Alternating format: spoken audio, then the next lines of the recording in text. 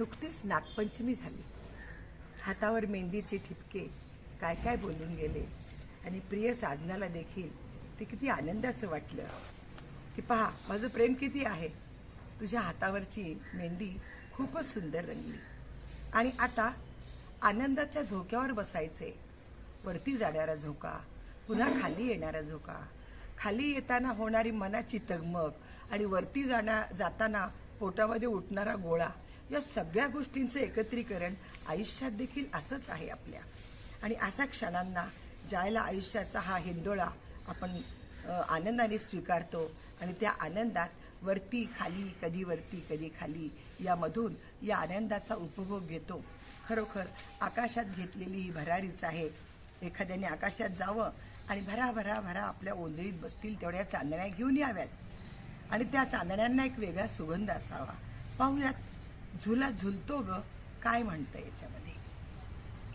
झुला झुलतो ग, झुलतो ग बाई झुलतो ग, झुलतो ग बाई झुला झुलतो ग, या झुल्यासंग मन माझं हलतं ग बाई हलतं ग, या झुल्याचा रंग लई न्यारा ग बाई न्यारा ग, या झुल्याचा रंग लई न्यारा ग बाई न्यारा ग, सुखासंग दुःख लई भारी ग बाई भारी ग, झुल्याच्या दोरानं विणली जीवनाची साथ, झुल्याच्या दोरानं विणली जीवनाची साथ, कधी खाली कधी वर त्याला वाऱ्याची साथ बाई वाऱ्याची साथ, झुल्याच्या दोराला गुलाबी रेशीम, झुल्याच्या दोराला गुलाबी रेशीम, रेशमाची गाठ भारी बसली ठसून बाई बसली ठसून,